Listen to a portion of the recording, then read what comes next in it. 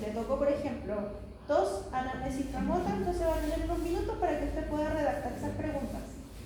Y desde ahí pasa a la sala. ¿Ya? Entonces, con su papelito, usted realiza esas preguntas. ¿Por qué? Porque de repente igual usted, pues ya tengo un minuto y no todos tienen esta cosa en un minuto de ejecutar las preguntas. Entonces va a tener un tiempo como para poder redactar las preguntas, escribirlas y ejecutarlas con el paciente. ¿Ya? Y así va a ser. Entonces, quizás esta lista va a correr mucho más rápido. Porque al principio dije, ya voy a tener, porque obviamente pensando que iba a estar sola, pero si es que va a ayudar a una persona más, a lo mejor puede que corra. Por eso que quiero que estén obviamente ese día atentos al celular. Hoy está corriendo más rápido, hoy no está medio lento, entonces así, pero está pensado. Mi idea no es quedarnos hasta las 4 de la tarde con ustedes, ¿ya? Porque igual después más tarde, dejo la invitación obviamente, hay una jornada, ya no sé si vieron los afiches, hay una jornada. A las 2:30. A las 3:30 que va a comenzar, Sí. entonces la primera expositor va a ser vía Zoom y después todos van a ser presenciales. ¿Ya? Igual se les dejan invitaciones, independiente que sean de segundo año, para que ustedes sepan más o menos qué consisten estas jornadas, porque son quienes son los que vienen de afuera. Y como tengo que estar también presente allá, entonces por eso voy a tener que dividirme en dos. Ahí está la nómina, ahí está todo. Los dividí por un tema de que no que los primeros que sean de la A, el Z, así que pesqué uno de acá, uno de allá y se armó el total, ¿ya? Así que una persona solamente me dijo que sí podían hacer el cambio y el enroque, así que no hubo problema. Ya, ahí está el protocolo. El objetivo es, ¿qué quiero con esto? Medir la asertividad y la empatía que tienen ustedes en el proceso de recopilación de información. Es distinto que se realicen las preguntas entre ustedes para una persona que quizás no es conocida de ustedes, lo saca de su zona de confort, ¿ya? Porque obviamente que le ponga el grado de dificultad para uno igual es un tema. Ustedes no se han enfrentado todavía a pacientes reales. Algunos sí con el tema de que fueron ese día las unidades especiales, pero no todos han tenido esa experiencia, ¿ya? En inicio, todos ustedes deben presentarse ese día correctamente uniformados, ya con su uso de la carrera, ojalá ningún elemento distractor. Por ejemplo, en la utilización de gorrito ese día usted se lo va a sacar, ya, porque queremos ver su peinado. En el caso de damas, no me venga con tantas cosas, porque la otra vez me llegó una chica que tenía un montón. Y sonaba cada vez que hacía las preguntas, y eso también es un factor distractor. Uñas ya un color llamativo, no hay flúor, ya, tanto damas como varones. Y ustedes van a tener un tiempo máximo de 7 minutos para hacer entrevista. Yo digo, pase y corre el tiempo, ¿ya? Si usted se demora menos de 7 minutos, no hay problema. Si usted se demora más de 7 minutos, ahí está el problema, viene sin tiempo, hasta acá no hay, ¿ya? Y si usted alcanzó solamente a hacer 3 preguntas quedan consignadas. Si la persona, el paciente se pone a hablar mucho, córtelo, ¿ya? Dice, ok, le hace otra pregunta, ¿ya? Ahí por favor para que ustedes también sepan, porque hay pacientes que empiezan a hablar y me dicen. Entonces también hay que aprender a que no sigan hablando y que uno tiene que realizar la escala. ¿Ya? Deberán traer material si es que necesita, de todas maneras yo igual lo voy a tener impreso. ¿Ya? Las escalas de evaluación, que son el de la Disnea, la escala de Born y la escala de Leva, para que ustedes le pregunten. ¿Ya? Si es que el paciente dice, no entiendo.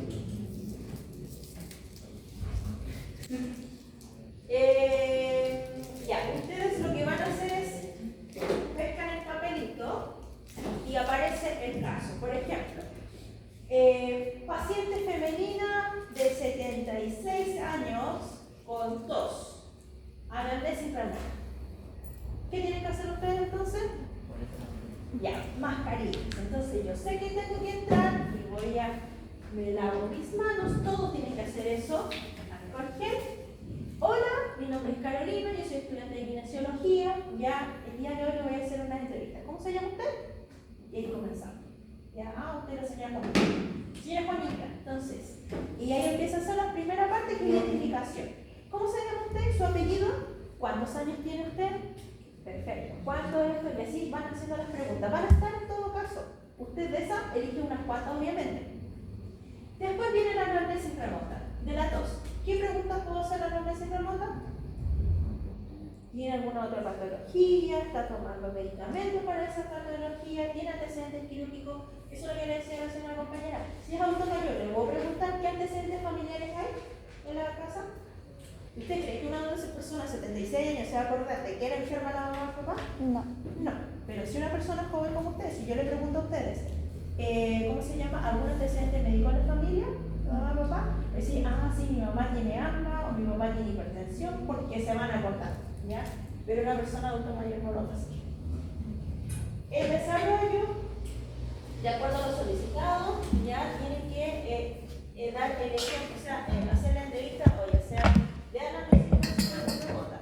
Disponen de tiempo para formular las preguntas, que es por eso que van a estar en otra sala, que van a disponer de esa cantidad.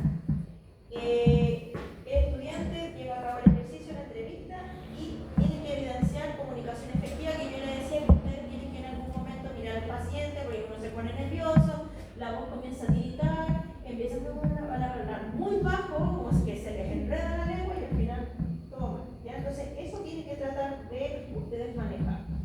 El uso del cuidado de lavado de manos, todos tienen que utilizar el alcohol gel y si dice que tiene tos, utilizo mascarilla. ¿Ya? Uso de escalas, si corresponde al caso, y asertividad en las preguntas y empatía. ¿Cómo termina usted? Termina de hacer la entrevista y aunque haya anotado con la letra peor que usted tenga, me entrega la hojita. ¿Ya? Porque yo no voy a evaluar el tema de la hojita, pero sí lo voy a anexar a su rúbrica. La nota no se las voy a entregar en ese momento ni en ese día, por un tema de tiempo. El paciente sí le puede hacer una retroalimentación previa. Por ejemplo, oye, me gustó como la forma en cómo tú hiciste las preguntas. O de repente, ¿sabes qué? Te falta más seguridad. O tu tono de voz. O tus preguntas eran de repente un poco confusas. Para que ustedes más o menos sepan en qué va la situación. ¿Ya? La rúbrica, ahí está. Cada uno va a tener una rúbrica, se lo traigo yo impreso, ustedes no lo tienen que imprimir. Por eso que les sugiero que por favor lo lean. Está todo. Así que no pueden decirme, ay, no sabía que iba a evaluar eso. ¿Ya? La presentación personal ahí tiene 5 puntos ganados si viene correctamente y si cumple con todo. La conducta entra al saludo. Ya, hola, mi nombre es tanto, soy estudiante de la carrera de kinesiología, ya eso lo hemos practicado varias veces. Los cuidados generales, usted se lavó las manos, se puso la mascarilla como correspondía, punto ganador. ¿Ya? Estructura, ya acá esto ya depende de cada uno. Formula las preguntas en una secuencia lógica y ordenada. No puedo comenzar, por ejemplo, si dice, el paciente tiene edema, y usted tiene edema más de la mañana a la noche. Ya, entonces tiene que ser primero comenzar con la estructura que uno ya se les había dicho. Las preguntas formuladas tienen que ser al menos 5, ya si usted hace 3, hace 4, obviamente no vamos a preguntar. Claridad en la formulación de la pregunta. Entonces uno se da cuenta cuando la pregunta no la hizo bien, porque, ¿como qué? Así como, ¿qué cosa? Ya, eso también se puede ir ayudando previamente. Uso de las herramientas si corresponde, ya, o estrategias de la condición o edad del paciente. La seguridad va a depender netamente de ustedes, el tono de voz también, practiquen frente al espejo y el lenguaje corporal, ¿ya? Luego, esto lo evalúa parte del paciente. El rapport es el cómo yo me siento con esa persona cuando establezco este vínculo. Yo les dije, ustedes pueden saberse todas las cosas, pero no saco nada con saberme todo si no sé cómo establecer una conversación con una persona, ¿ya? Y el paciente va a categorizar, ¿me sentí cómodo, cómoda o en confianza al conversar con ese estudiante? ¿Sí o no? ¿Ya? El estudiante creó un ambiente respetuoso y donde me sentí seguro para compartir mi información personal, más o menos, sí, de acuerdo, ¿ya? Sentí que el estudiante mostró interés genuino, ya, por lo que me decía y fue empático, sí o no, ¿ya? Entonces, el 80% de la nota la coloco yo y el 20% solamente el paciente. Se pone esos dos y sale la nota al final. Por eso que la nota no la voy a entregar al título porque tengo que sacar porcentajes, ¿ya? Ahí está la escala de apreciación que vale 5 puntos, que vale 4 puntos, que vale 3 puntos, insuficiente, ineficiente, y lo que es el paciente que evalúa que está totalmente de acuerdo a los puntajes, ¿ya? Eso es. Está todo en todo caso, ya está todo escrito, todo estructurado, así por lo menos trabajo yo, y está la pauta. Entonces la rúbrica se las entregaría después en la subsiguiente clase con su nota y su respectiva retroalimentación. ¿Dudas? ¿Consultas? Hablen ahora. ¿O callen para siempre? Entonces, ¿qué tal si en cuanto acá ya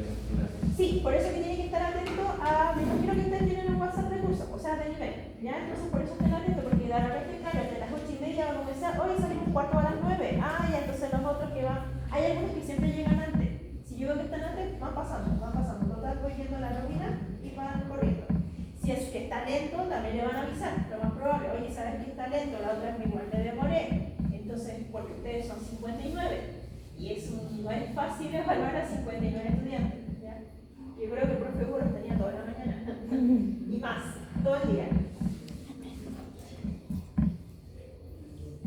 Pero son dinámicas que igual a ustedes les va a servir como hablando. Bien. Vamos a ver, acá ya vimos la semana pasada. Es decir, que después tenemos que ver los signos vitales y de ahí nos vamos a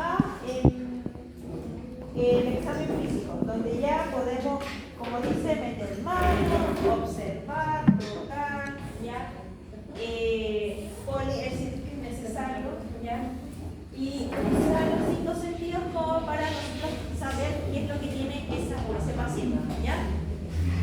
Primero, inspección. Solo observo cómo se comporta, cómo se mueve, cómo es su postura, observo cómo se desplaza, observo cómo camina, observo los pies, observo las uñas, si es ansioso, no es ansioso, todas esas cosas uno observa, ¿ya? Luego nos vamos a lo que es percusión, o sea, palpación, percusión y por último ocultación, ¿ya? Para ocultar, no se vayan, porque es el mayor error que cometen todos, al tiro los ruidos que no deberían estar, los ruidos agregados o los ruidos patológicos. No, lo primero que tienen que estar son los ruidos normales. Si es que estamos, eso es lo primero que tienen que hacer ustedes. Cuando ustedes coloquen el fonendo en el paciente de la persona, lo primero que deben escuchar son los ruidos normales o fisiológicos. ¿Y cuáles son los ruidos normales o fisiológicos?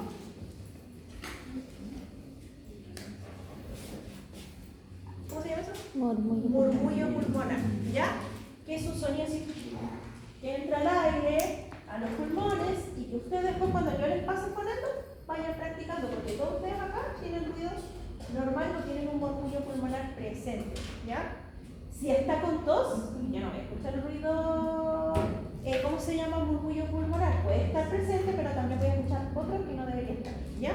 Entonces, siempre escucho los ruidos normales. Está el ruido traqueal, que es muy poco que nosotros colocamos poniendo acá y escuchamos cómo ingresa el aire, pero sí, lo que sí o sí tenemos que hacer es el murmullo pulmonar que está presente en los dos campos pulmonares, del lado derecho y del lado izquierdo.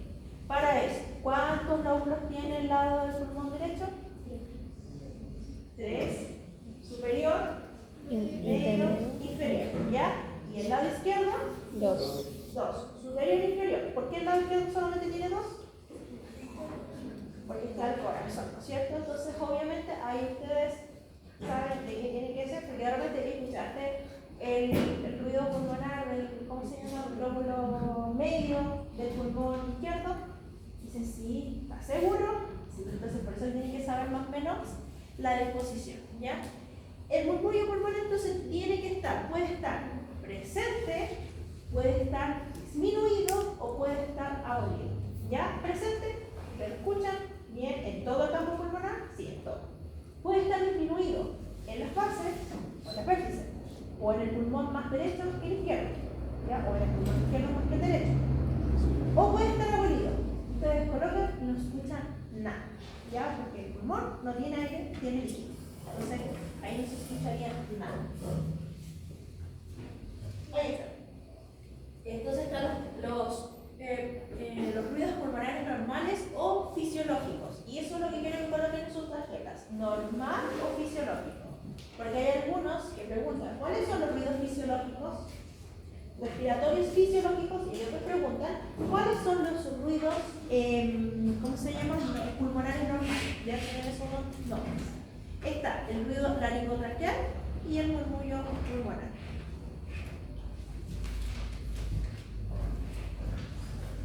¿Cuáles son las alteraciones? Puede estar aumentado, puede estar disminuido o puede estar abolido. Ya si está aumentado, una hiperventilación pulmonar, ejercicio cuando ingresa mucho aire, o una disminución o abolición ya totalmente que no hay o no ingresa suficientemente aire, porque a lo mejor esto está, por ejemplo, congestionado, está aumentado, está ¿cómo se llama? Con mucha secreción y por eso no ingresa el aire, ¿ya? O lo que pasa con el asma, por ejemplo, que esto, el volumen, o como un tubo, ya está totalmente engrosado, entonces por esa misma razón no ingresa al aire, ¿ya? O la enfermedad obstructiva crónica, que es el EPO. Cuando yo termine de ver los ruidos normales o fisiológicos, de ahí yo me voy a los ruidos patológicos, o sea, los que no deberían estar. ¿Cuál es el problema para ustedes? ¿O cuál va a ser el gran problema? En un adulto cooperador ustedes van a escuchar bien. Pero ¿cuándo es el problema? Cuando tengan que escucharlos en bebé, o en niño, o en lactante. El niño por lo generalmente llora, grita. Es como una lucha con un cocodrilo. Entonces tú lo tomas, si quieres escuchar el ruido, tienes a la mamá que está, es que no, que le duele, que acá, ya, y el bebé que se mueve y que llora. Entonces escuchar los ruidos en ellos es mucho más difícil de lo que se piensa, ¿ya? Por eso tienen que agudizar el oído.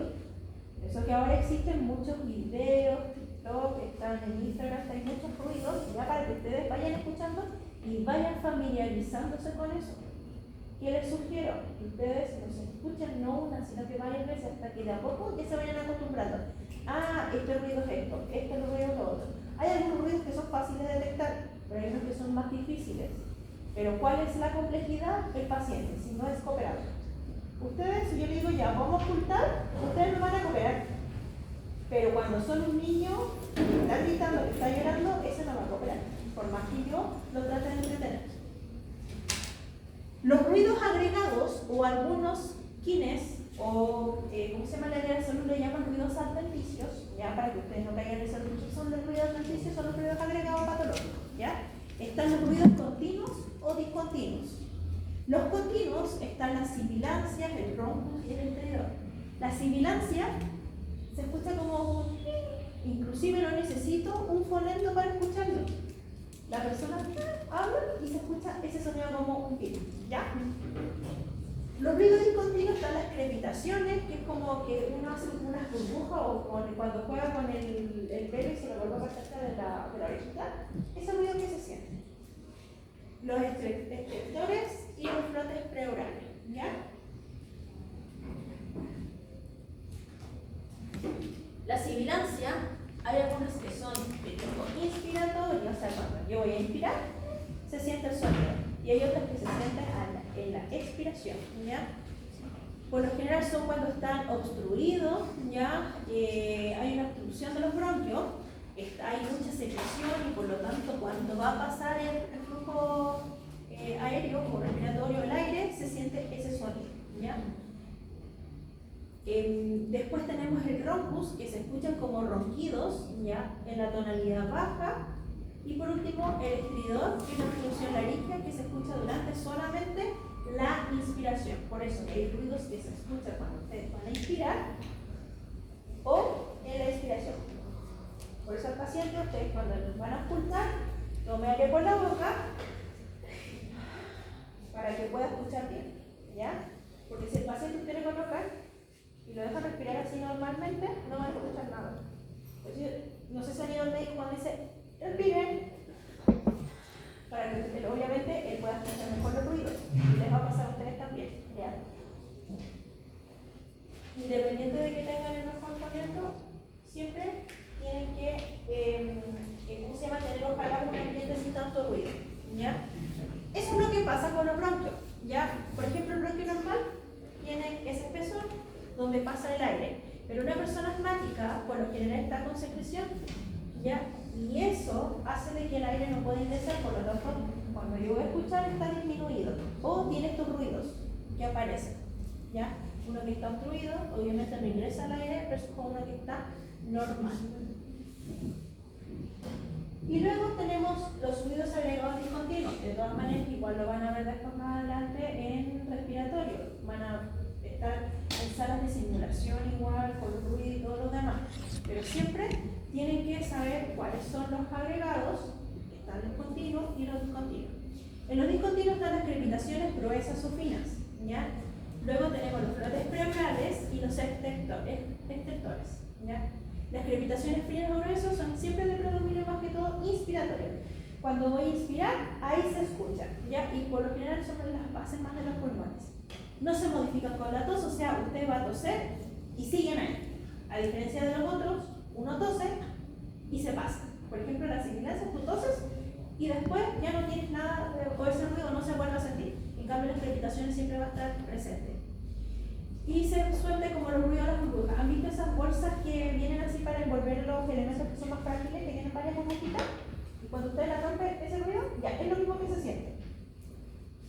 Los frontes pleurales es el roce de las superficies pleurales y no se modifica tampoco con la tos y se percibe solo en las regiones basales y laterales, obviamente porque ahí está donde se siente este ruido. Los estertores es un ruido de larga distancia por la acumulación de secreciones en la tráquea y los bronquios gruesos y se dan pacientes con compromiso de conciencia, o sea, los pacientes que están en estado de sopor profundo, ahí voy a escuchar los estertores, ¿ya? No tanto los pacientes que están con un compromiso de conciencia vigil o somnolencia. Ahí hay un resumen para que lo tengan.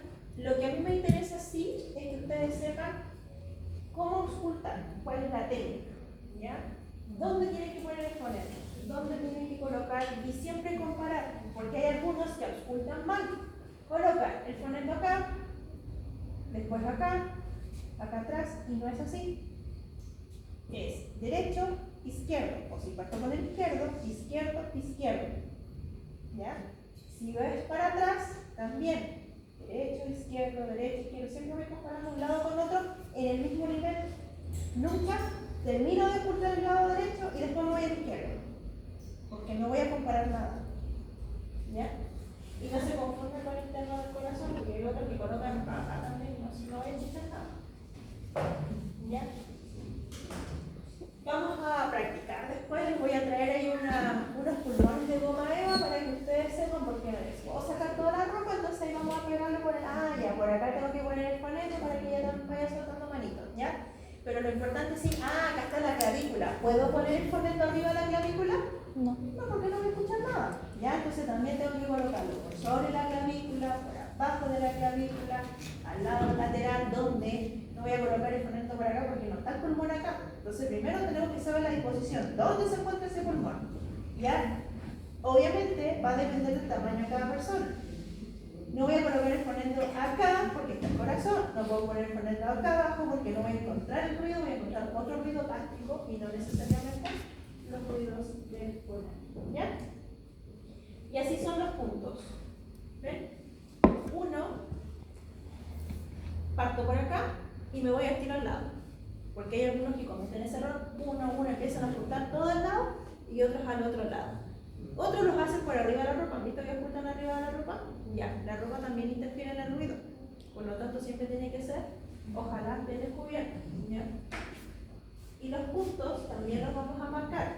Por eso, como con ustedes no los puedo decir, ya sáquense todo, entonces vamos a colocar los puntos arriba de este, ¿cómo se llama? Pulmón de goma eva que vamos a colocar. Ya, para hacer una simular de que ustedes están ya colocando los puntos. Son por anterior, por posterior y solamente en el lado derecho por lateral. No puedo hacerlo por el lado izquierdo. ¿Ya?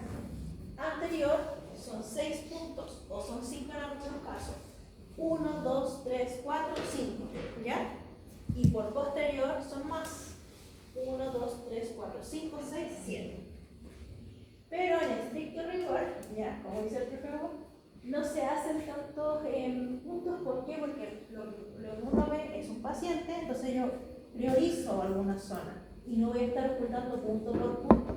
Cuando ustedes comienzan a practicar, sí tienen que tener todos los puntos, pero ya después uno hace esto, como que es más rápido, porque tengo que evaluar tantas cosas que obviamente la parte del respiratorio no va a ser solo prioridad, tenemos que evaluar muchas cosas más. Ahí está, anterior, lateral y posterior, ¿ya? Y eso lo vamos a ir practicando en el taller. Luego también están los focos de auscultación cardíaca. Por ese lado no me voy a meter, solamente para que ustedes sepan que ustedes van a ver lo que es auscultación cardíaca, gástrica y pulmonar, ¿ya?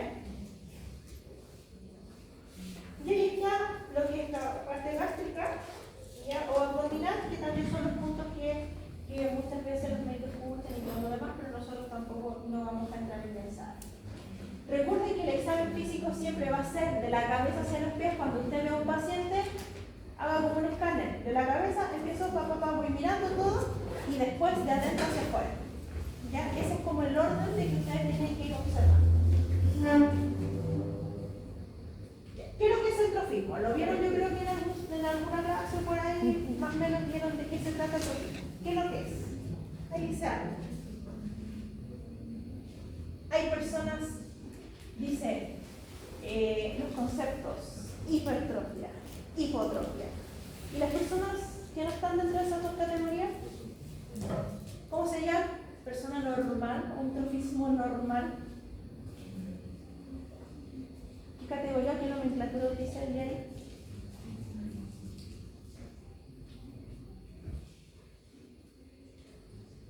¿Quién de acá tiene hipotrofia? ¿Quién de acá tiene hipertrofia? ¿O estamos en un trofismo normal? Común, típico. ¿Ya? ¿De qué va a depender el trofismo? ¿De qué quieren depender ustedes? ¿Que crezcan estos músculos o que disminuyan? De la nutrición, de la edad, del ejercicio, de la actividad física, de la constitución física, ¿ya? Va a depender del esfuerzo, no depende tampoco de la edad, sino que depende de también las actividades que uno realiza para mejorar este grado de desarrollo muscular. Hay personas que sí tienen un grado de desarrollo muscular mayor y otros menor, por distintas razones, ¿ya? Hay patologías que disminuyen el trofismo y hay otras que aumentan, ¿ya? ¿La fuerza muscular es lo mismo que el trofismo o son conceptos distintos?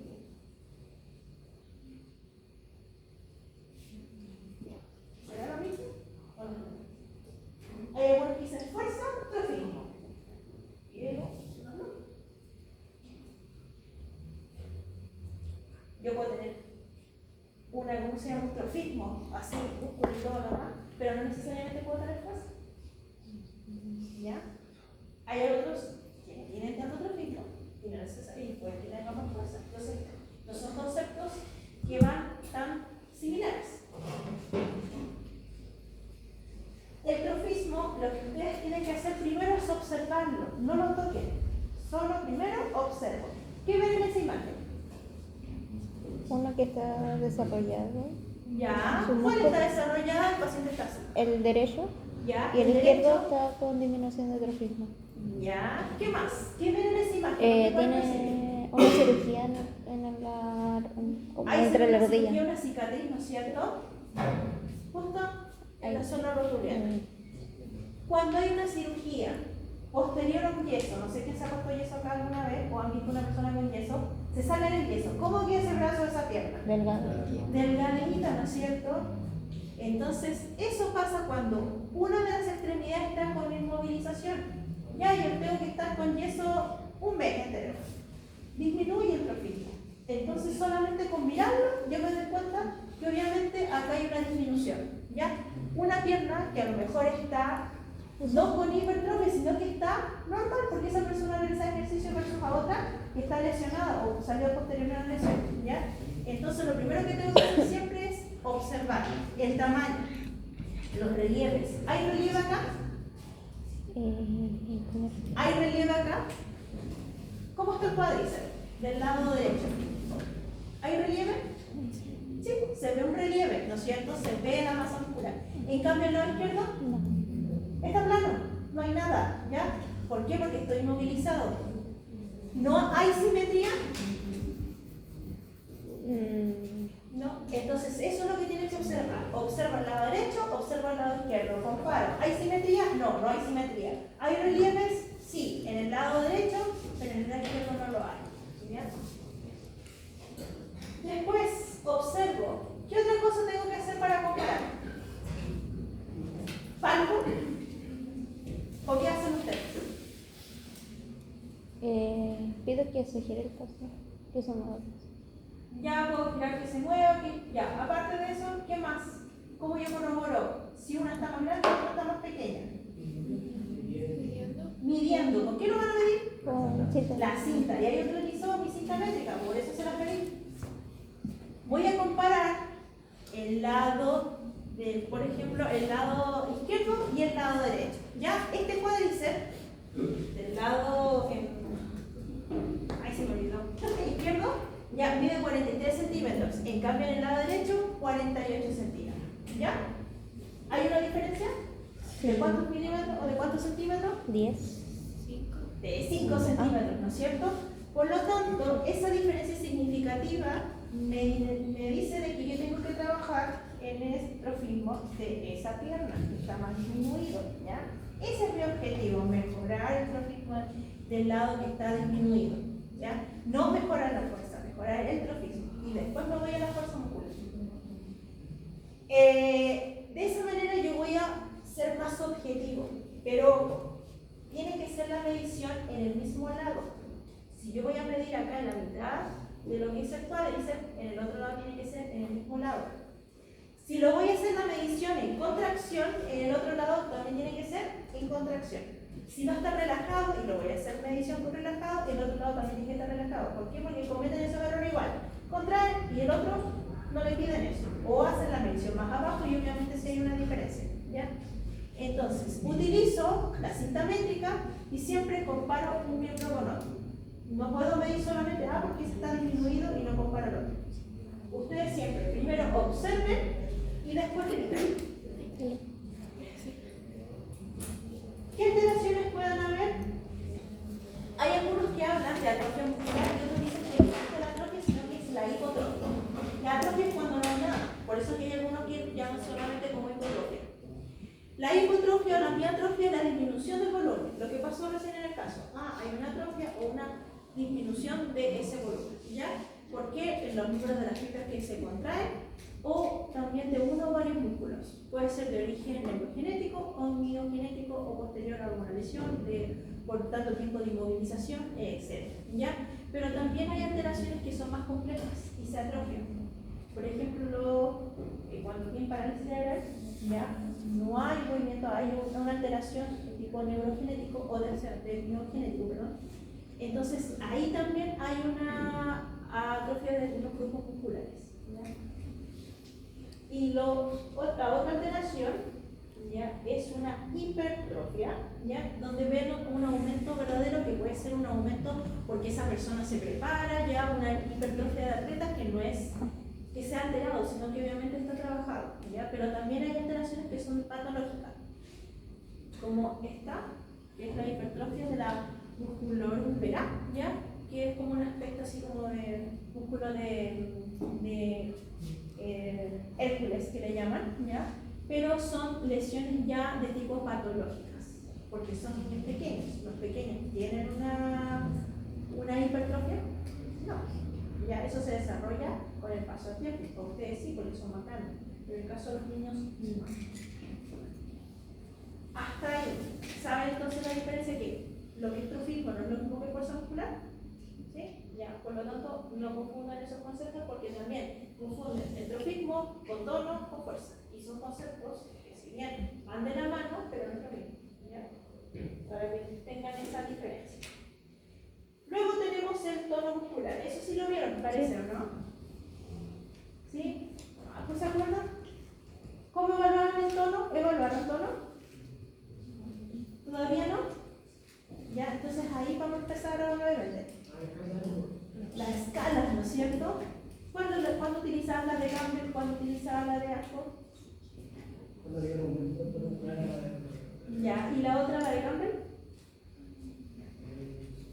Disminución, al revés. Ya, entonces, yo utilizo obviamente esas escalas para alguna patología en sí. Ya, el tono muscular es el estado de semicontracción del músculo, ya, y se hace un músculo esquelético ante su estiramiento.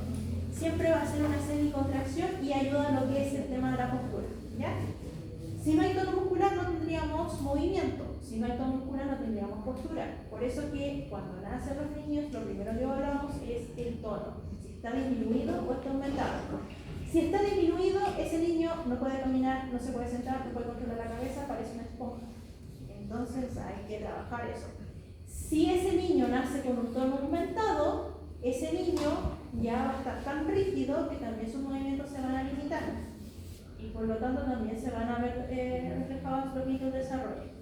Uno lo puede adquirir, ya Puede ser por un tema genético, puede ser que naces con esa patología o naces con eso, o puede adquirirse durante el transcurso del tiempo. ¿Ya?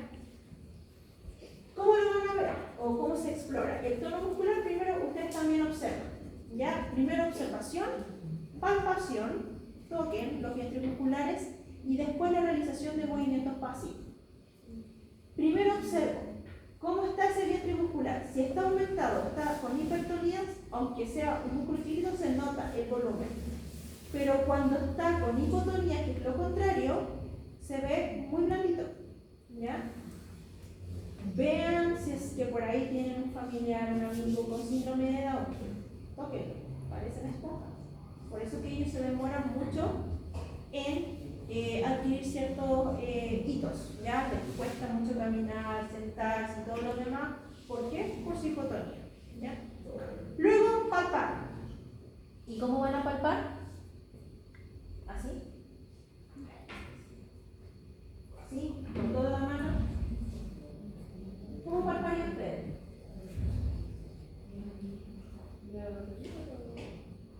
¿Ya? ¿Cómo tocar? Es con toda el vientre muscular, con toda la manita, ¿ya? Ahí voy palpando. El vientre muscular. Por ejemplo, si yo quiero palpar lo que es bíceps, también con toda la mano, no miedo, eso, y así voy palpando. Y la presión no es presión fuerte, por si acaso, es suave, ¿ya? Y después voy presionando para ver la consecuencia que tiene ese músculo, ¿ya? Pero traten de quitarle un poco de miedo porque igual es... Y cuando van a tocar al paciente le pasa lo mismo, están así, ¿ya?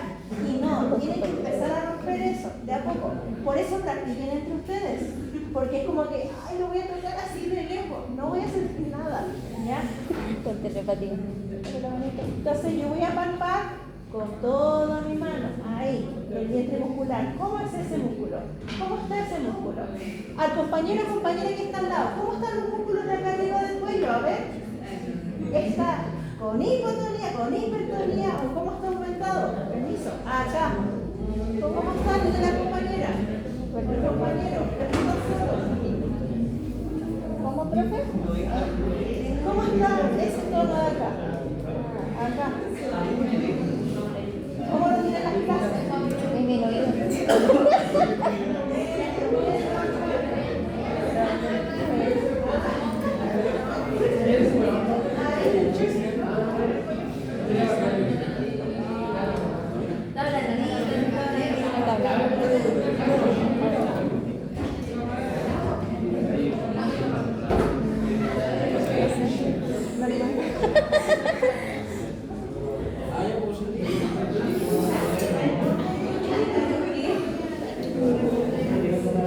Bien, ¿cómo está entonces el tono de su compañero?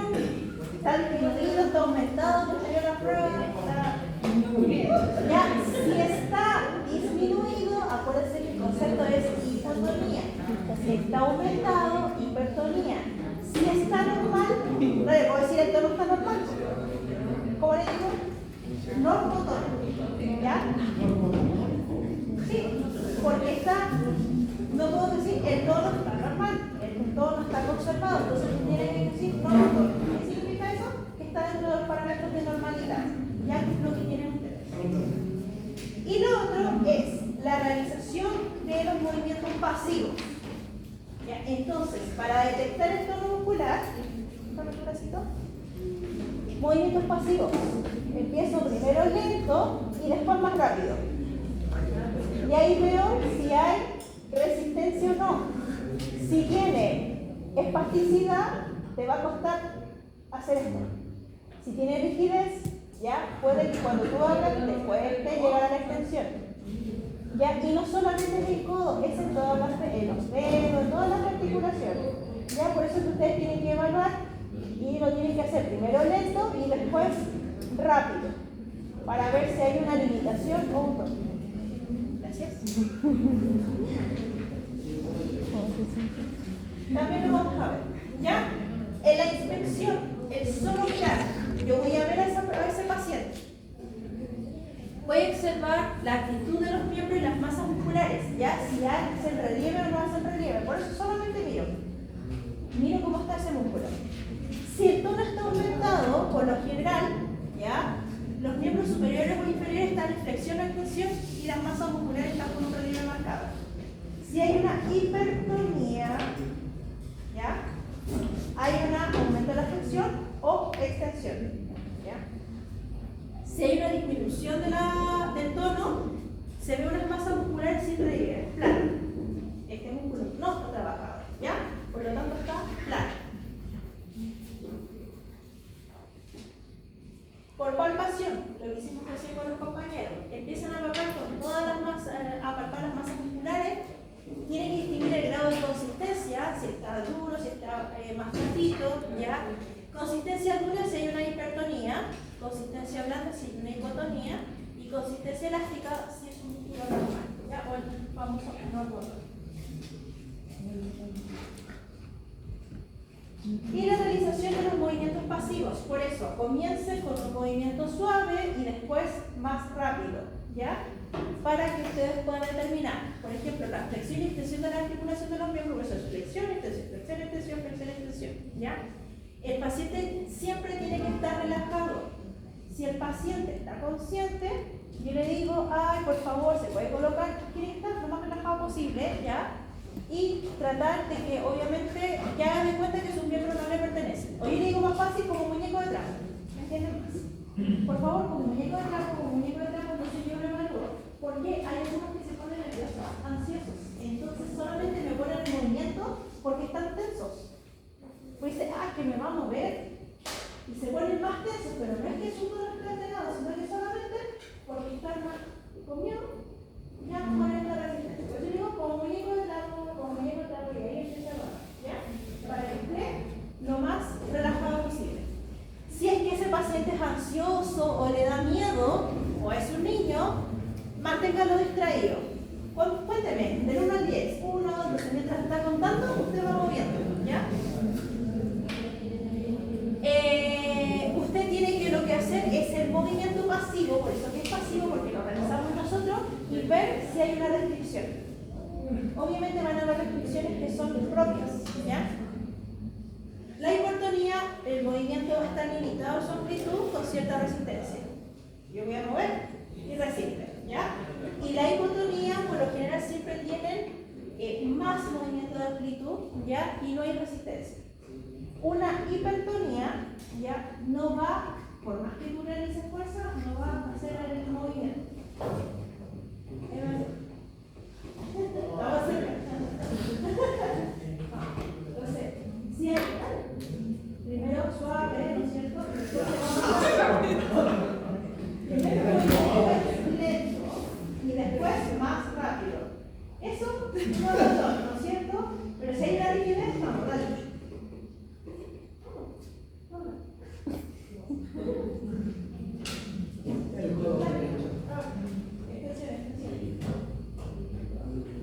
¿Ya? Eso te cuesta. Entonces tú, hay un tope. ¿Por qué? Porque hay una resistencia. ¿Ya? Eso es lo que se te cansa porque tú estás luchando contra el movimiento. ¿Ya? La hipotonía, ¿ya? Una persona normal, pero una hipertonía cuesta mucho. ¿Ya? Y eso es lo que ustedes van a tener que hacer. Esto también lo vieron porque yo pregunté.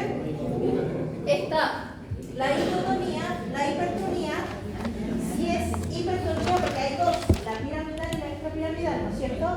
La piramidal está la espasticidad o la rigidez.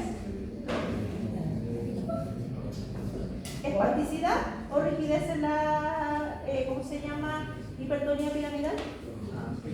¿Espasticidad o rigidez? ¿Qué da más, qué da menos? ¿Y en la extrapiramidal?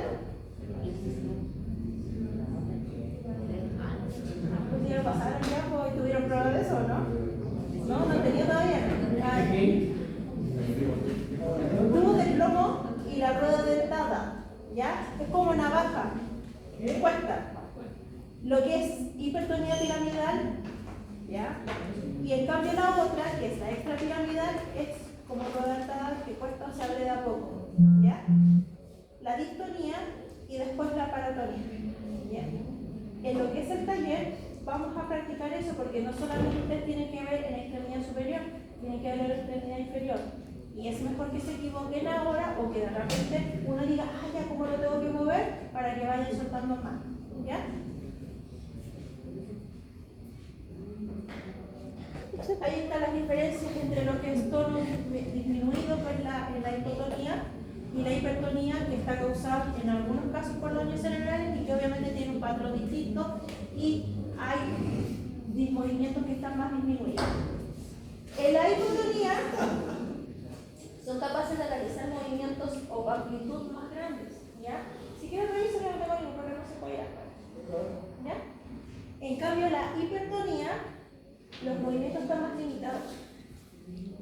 Por eso que los chicos, por ejemplo en los casos de los menores de edad, la hipotonía tiene más propenso a lesiones. Los síndromes de Down tienen una hipotonía. Y tú le pides que se lleven el pie y lo hacen. Ya se llevan, se chupan el dedo del pie, cosas que un niño no lo puede hacer, pero ellos sí lo pueden hacer. Pero está más propenso a lesiones. En cambio la hipertonía son movimientos más rígidos, ¿ya? O es una espasticidad. La escala que recién vimos, la escala de Campbell, ¿ya? Hay una hipotonía severa, moderada, leve o en el caso si es cero puntuación que está normal, ¿ya? Esa escala es la que tienen que colocar para su llavero, para que no se olviden. Es solo evaluar la hipotonía y en el caso de la escala de Ashworth evalúa lo que es la espasticidad. Pero acá hay un error, dice, parte afectada está rígida o en flexión o extensión. ¿Ya? Esa parte rígida ahí es lo que uno debería omitir. Hasta ahí, ¿dudas o consultas? Esa escala también tiene que estar. ¿Qué es lo que le dije a algunos? Porque ya tienen hecho varios sus llaveros. En el caso de la escala, por ejemplo, traten de colocarle la parte de atrás para qué es lo que es. Porque dice la de Campbell. Ah, pero ¿para qué la de Campbell? ¿Es para la hipertonía o para la hipotonía? Entonces siempre atrás coloque más o menos de qué se trata, para qué se trata. ¿Ya? Lo mismo para la otra escala. Y ahora nos vamos con fuerza muscular. ¿Con qué escala evalúa la fuerza muscular? La escala de Daniels, ¿no es cierto? La escala de Daniels es la más conocida para evaluar la fuerza muscular. Ahora, ¿cómo evalúan ustedes la fuerza muscular? Por ejemplo, la escala, o sea, para el cuádriceps. Parado, sentado, acostado boca abajo, acostado boca arriba. ¿Dónde colocan la mano? ¿Dónde debe colocar la otra mano? Ya, ese es otro de los factores cuando evaluamos fuerza muscular. Tenemos que saber primero la posición del paciente. ¿Cómo tiene que estar el paciente? Boca abajo, de lado, boca arriba. Ya tiene que estar acostado, sentado, tiene que estar de pie. Todos los músculos se evalúan de distintas formas. Yo puedo evaluar por segmento, por músculos específicos, o puedo evaluar por grupos musculares. Por tiempo, uno evalúa por grupos musculares, porque si yo evalúo por parte, por ejemplo, glúteo medio, glúteo mayor, glúteo menor, entonces son muchos. Yo evalúo lo que hace en extensión, lo que hace flexión, y me voy directo a un grupo muscular. Pero si yo me voy a lo específico, estaría como todo un día tratando de evaluar punto por punto. Ahora, si yo lo quiero hacer de manera específica, obviamente lo tengo que hacer. Pero si uno quiere hacer una evaluación más generalizada, debería hacerlo por grupos musculares, ¿ya? La fuerza muscular corresponde a la cualidad física que permite obviamente vencer la fuerza de resistencia que uno aplica en ese momento, ¿ya? Por eso cuando ustedes como evaluadores coloquen la resistencia, primero una leve resistencia y después la máxima resistencia posible. No al tiro se vayan con la máxima resistencia, porque también ese es otro error. Mínima resistencia y después máxima resistencia. Van viendo obviamente en la contextura de la persona. Si la persona es grande, yo puedo poner un poco más de resistencia porque obviamente es más grande. Pero si la persona es más delgada, más pequeña, yo no le voy a poner una máxima resistencia porque sé que quizá a lo mejor va a interferir igual. ¿Ya? Hay una movilidad activa voluntaria en donde el paciente tiene que realizar el movimiento. Primero que realice el movimiento. Ya, yo quiero evaluar, por ejemplo, flexión, o sea, el bíceps. ¿Ya? Entonces primero le pido que haga el movimiento libre, espontáneo. ¿Me realiza este movimiento? Perfecto. coloca resistencia. Primero una leve y después una máxima. ¿Ya? El evaluador siempre tiene que ponerse en movimiento y tiene que efectuar, obviamente, según el movimiento que realice ese paciente. Por eso es que hay que saber colocar la mano y bloquear con la otra. Porque de repente hacen compensación. Yo voy a hacer esto, pero a lo mejor estoy compensando de otra forma. O quiero evaluar lo que hace abducción, ya ahí, y hacer esto, para tratar de compensar y llegar al máximo. ¿Ya? Entonces, eso también tienen que ver. ¿Qué músculo están evaluando ahí? ¿El deltoides? Ah, no, el ¿Qué dice ahí? Glúteo medio y glúteo menor. ¿Qué función hace el glúteo medio y el glúteo menor? Abducción de cadera, ¿no es cierto? Y estabilidad que le da también a la pelvis. Entonces, realizo la abducción. Entonces, ¿cómo tengo que posicionar al paciente? De pie, acostado, lo voy a acostar, de lateral, el que voy a evaluar está arriba, coloco una mano acá y la otra acá realizo el movimiento. Primero que el paciente realiza el movimiento. ¿Cuál es el movimiento que tengo que realizar? Abducción de cadera, ¿no es cierto? Porque ese es lo que yo voy a evaluar. Y después coloco la resistencia. ¿Dónde coloco la resistencia? ¿Por debajo de la rodilla o por sobre la rodilla? Por sobre la rodilla. Si yo coloco por debajo de la rodilla va a flexionarse inmediatamente y estoy evaluando otra cosa. Por eso tengo que saber dónde colocar las manos. ¿Ya? Igual, hay unos chicos, vamos a evaluar, ¿cómo se llama? Flexión de hombro, ¿ya? Y colocan la mano acá. Y está bien, está la mano ahí. Ah, no, ¿dónde tengo que poner? ¿Ya? Porque si yo lo coloco más fiscal, claro, estoy evaluando otra cosa y estoy compensando. Por eso que tienen que saber dónde. Evalúen bien. Ya, ahí. Y ahí hago recién ¿cómo se llama? La flexión. ¿Ya? Las escalas utilizadas son la de Daniels, que no es tan específica esta escala, hay varios que la utilizan todavía, que es del 0 al 5, ¿ya? Que el 5 viene siendo la que uno vence la fuerza de gravedad a la fuerza que uno le aplica el evaluador, ¿ya? Pero la escala que más se utiliza es esta. La escala de Daniels, que está modificada, o la MRC, ¿ya? Esta escala, si ustedes se dan cuenta, también va del 0 al 5, pero es un poquito más específica, a diferencia del otro que es más generalizada. Por eso que no lo utilizan tanto la otra y esta es un poco más específica y ayuda mucho más a evaluar. ¿Cuáles sugiero que se aprendan? Esto, ¿ya? Como son varios pequeños detalles, porque uno tiene que evaluar músculo por músculo, segmento por segmento, entonces por eso ustedes tengan estas fichas, para que ustedes de a poquito se vayan familiarizando, ¿ya? ¿Qué alteraciones hay? Plegias y paresias, ¿ya? Plegia es cuando no hay movimiento y paresia hay movimiento pero está disminuido, ¿ya? Por eso está la hemiplegia, que es la pérdida total de una hemicuerpo del lado, puede ser del lado derecho o del lado izquierdo. La hemiparesia es la reducción de la fuerza muscular, o sea, hay movimiento pero está muy disminuido, o sea, hay fuerza pero está muy disminuida. La cuadriplegia, ¿qué hace referencia? Los cuatro extremidades, ¿ya? No hay movimiento en esas cuatro extremidades. Y la cuadriparesia, también las cuatro extremidades, pero está disminuido obviamente los movimientos. Hay una reducción de la motilidad. Paraplegia, ya extremidades inferiores generalmente, y la paraparesia también, pero obviamente hay ¿cómo se llama? Fuerza, pero está muy disminuida. La monoplegia, uno solo, ¿ya? Puede ser extremidad superior o extremidad inferior. Y la monoparesia también hay una disminución de fuerza de una sola extremidad, ¿ya? Como unidos, ahí está. Monoparesia, una sola. Hemiparesia, la mitad del cuerpo, puede ser lado derecho o izquierdo, dependiendo del compromiso. Paraparesia, paraplegia, para abajo, extremidad inferior, y cuadriplegia son las cuatro extremidades, ¿ya? Que así no se van a olvidar. Hemiplegia viene siendo referencia a que no hay movimiento, y paraparesia o paresia hay movimiento, pero está, o sea, hay fuerza que está totalmente disminuida, ¿ya? Reducción o dificultad para llevarlo a cabo. En la otra no hay nada.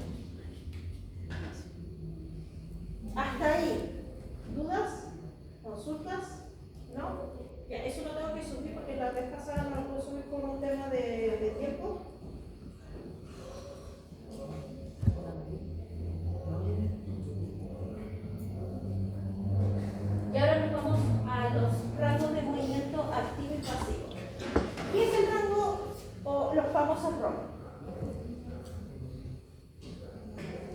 ¿Están usando el goniómetro o ya no lo usaron ya? ¿Sí? ¿Utilizaron todo? ¿Ya vieron todo lo que son los valores normales? ¿Eso ya lo vieron? Algunos sí, algunos no. ¿Saben utilizar el goniómetro? Sí, más o menos. ¿Ya? ¿Han visto? Acá vamos a utilizar el goniómetro. ¿Ya? Sí o sí. Los movimientos que yo veo al ojo, ¿ya? ¿Cuánto es lo que máximo que puedo hacer? Esto, ya, esto. Y está el otro que es objetivo que yo tengo que empezar a medirlo con un goniómetro. No les pidieron el goniómetro para que lo tengan guardado. Se supone que el goniómetro es para que ustedes lo utilicen, pero también sepan utilizarlo y dar objetividad a lo que ustedes están realizando. Al principio todo es con goniómetro. Después cuando ustedes ya egresen y tengan muchos años ejerciendo, ya después el goniómetro queda atrás y dice, ese movimiento ya uno va sacando ya por tema de clínico, ¿ya? Pero ustedes en el inicio todo tienen que hacerlo con goniómetro, ¿ya? El ROM, está el ROM activo y el ROM pasivo. El ROM activo es el que ejecutan ustedes, el movimiento que ustedes pueden realizar. Por ejemplo, si yo les digo, ¿cuánto es lo máximo de flexión de hombro que pueden realizar? Levanten el brazo. A ver, ¿cuánto pueden realizar en la flexión de hombro? ¿Hasta ahí? ¿Hasta dónde pueden llegar ustedes? ¿Ahí? ¿O ahí? ¿O acá? ¿O a dónde? ¿Cuál es la flexión de hombro? ¿Flexión de hombro? ¿Nadie tiene flexión de hombro? Ahí. ¿Cuánto es lo máximo que puedes hacer tú? ¿Flexión de hombro? ¿Cuánto es tu rango completo? Vamos, lleva el brazo hacia arriba. Ya, bien. ¿Los demás? ¿Hasta dónde? Bien. Hasta atrás. ¿Ya? Todos tienen ese rango activo porque lo pueden realizar ustedes. A diferencia, el pasivo es el que ejecuto yo. Esto es pasivo. ¿Ya? Y yo voy viendo si este rango es completo o hay una limitación. Hasta ahí no voy a llegar. ¿Ya? Y cuando es el rango pasivo, lo que me tengo que fijar es en la calidad del movimiento y en la cara del. Si a él yo le levanto y veo que su cara hay dolor, ¿para qué voy a seguir? ¿Ya? Porque hay personas que empiezan a mover y todo, pero no me fijo en la expresión del paciente. Y eso es lo primero que tienen que hacer ustedes. No puedo llegar y levantar, ¿por qué? Porque puede tener un tope. Describe una distancia que se pueda mover una articulación o un músculo en varias direcciones. ¿Ya? Está el ROM activo, que es el que ejecuta a la persona. Yo le digo, mueve la cadera hacia arriba, perfecto. Y el pasivo, que es el que lo van a hacer ustedes con el paciente. Acá, ¿cuál es el ROM activo? ¿La imagen de allá o la de acá? La de allá. ¿No es cierto? Activo porque lo realiza el paciente. ¿Y cuál es el pasivo? Porque lo está ejecutando. ¿Ya? Entonces, cuando ustedes realicen ese movimiento, ustedes tienen que fijarse en varios factores.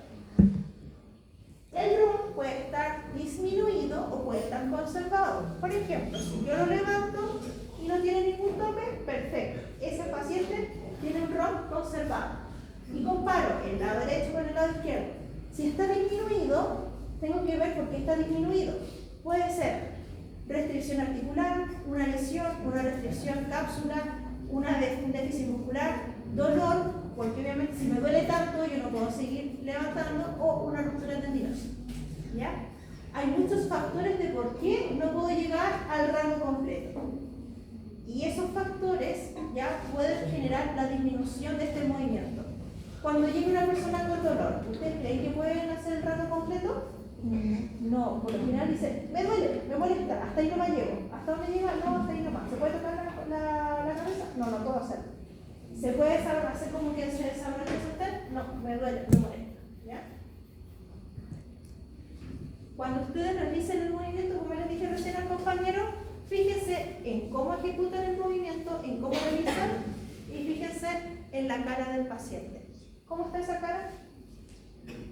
¿Hay dolor o no hay dolor? Sí, hay dolor. Sí, pues hay dolor evidente. ¿Ustedes seguirían entonces moviendo? No.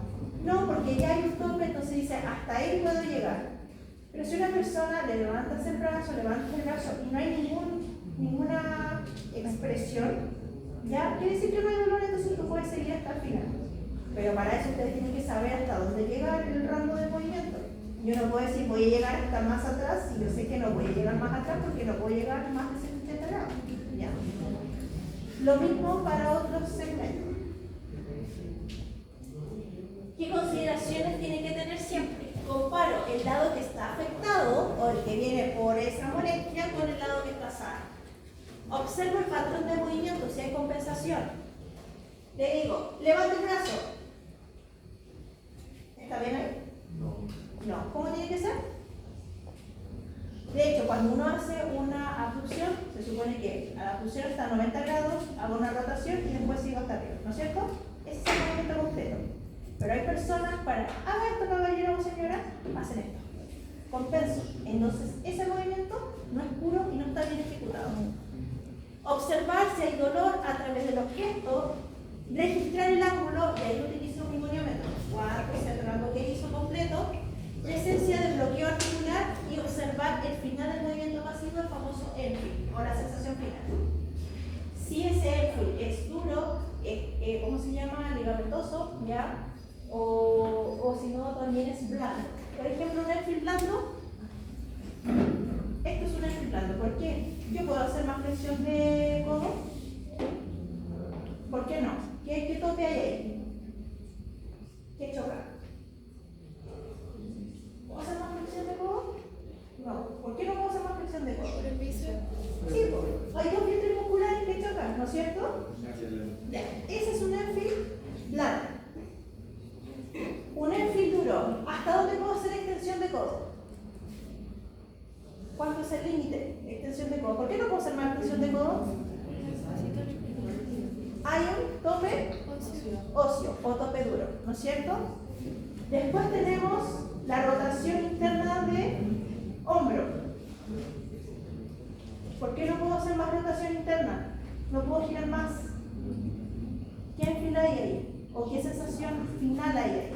¿Es duro? ¿Es blando? ¿O es de ligamento? Ligamento, porque nos da más, ¿ya? Por eso que eso es lo que tiene que escribir al final. Hay un tope duro, hay un tope blando o hay un tope de ligamento, ¿ya?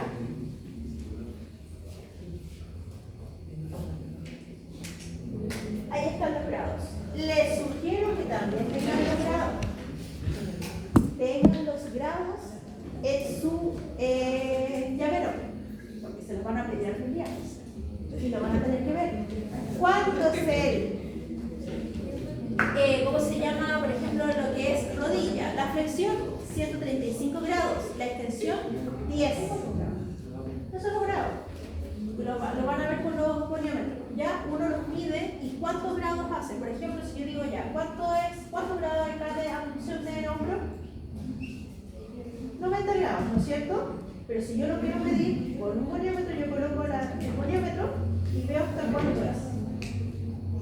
180, 120, por eso que uno tiene que utilizar. Hay distintos tipos de goniómetro. El que ustedes tienen que es para todo y hay unos que son especiales para la, ¿cómo se llama? La mano o segmentos más pequeños. ¿Ya?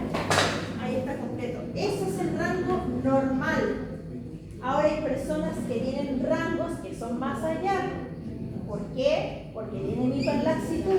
Por lo generalmente las damas tienen hiperlaxitud. Digo, extensión, pueden un poquito más, ¿no es cierto? El dedo, ¿pueden llevarlo hasta más atrás? ¿Hasta dónde? Ya, y otros no, hasta ahí no más extensión, no puedo más. En cambio, yo no, mira, yo puedo más. ¿Ya? Por eso. Pero todo tiene que ser objetivo y medio. Y por último, tenemos los reflejos osteotendinosos. ¿Ya ocuparon ya los martillos?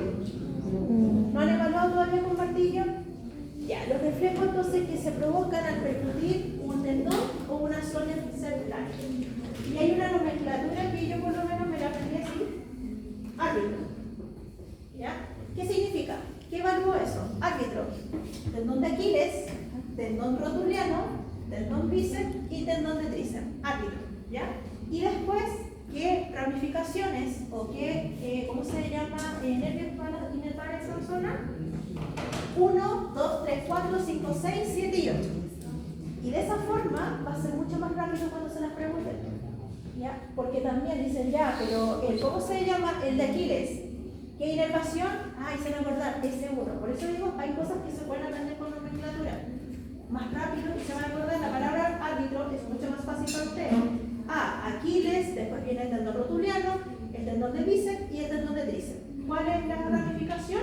Y se acuerdan el tiro, 1, 2, 3, 4, 5, 6, 7, 8. ¿Y listo? ¿Ya? Entonces, de esa forma, ustedes no se van a olvidar. Eso también lo vamos a ver, y ustedes todos tienen su martillo ya de récord, ¿no? También vamos entonces a poder, obviamente, poder evaluar eso, ¿ya? Se percute una sola vez en la zona del tendón, por eso sepan dónde está el tendón, percuten y hacen movimiento. Tienen que tener primero un martillo de reflejo, que puede ser el martillo neurológico o directamente el martillo de reflejo. El paciente tiene que tener una postura cómoda, ¿ya? Y tienen que apelar siempre a la distracción si ese paciente está muy ansioso porque ve el martillo de reflejo. El estímulo aplicado tiene que ser sobre el tendón directamente correspondiente o si no sobre el dedo y percutir sobre la estructura de interés, ¿ya? Entonces, hago el movimiento, ¿ya? O el estímulo y inmediatamente tengo la respuesta. ¿Qué escala utilizo para eso? La escala de Seiler. Hay una hiperreflexia, una hiporreflexia o hay una, ¿cómo se llama? Respuesta que es normal. Si es normal, le coloco 2 positivos. Si no hay respuesta a una reflexia, 0 puntos, ¿ya? Y en el caso de que hay una hiperreflexia, el movimiento es muy exagerado, ya ahí le coloco 4 más, ¿ya? Eso es lo que no debería haber. Esas son las cosas que obviamente pasan. Y por último, los pares craneales. También tengo que evaluar. Todas esas cosas debería hacerlo en 30 minutos. ¿Ya? Ese es el problema.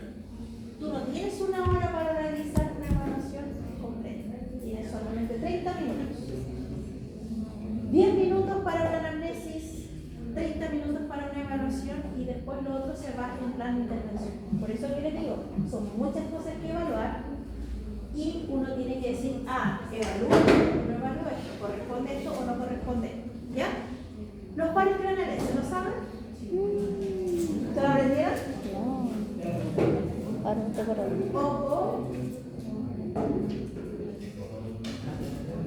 Mamá, papá. ¿No? Hay también otra nomenclatura para eso, hay una frase. ¿Ya? Lo que tienen que saber es el número del par craneal y por favor se los aprenden, porque yo digo, ¿cuál es el séptimo par craneal?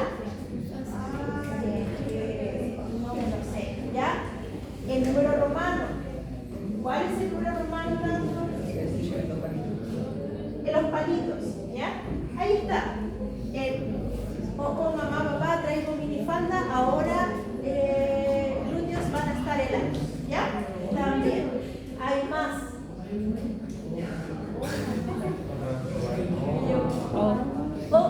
Olfatorio, fotorocular, patético, trigémeno, fotorocular externo, facial, auditivo, glosofaringeo, vago, espinal y linfógrafo. ¿Ya? Lo que tienen que saber es si es sensitivo. El sensitivo son los menos. ¿Cuántos sensitivos hay de los 12? 3 sensitivos, ¿ya? Y si se dan cuenta, hace referencia a los 5 sentidos. Audición, visión y ¿cómo se llama? El olfato. Y después tenemos los motores que son 5 y los mixtos, o sea que son tanto sensitivo como motor, me parece que también son 4, ¿ya? Ahí está, el trigémino, facial, el glosofaringeo y el vago.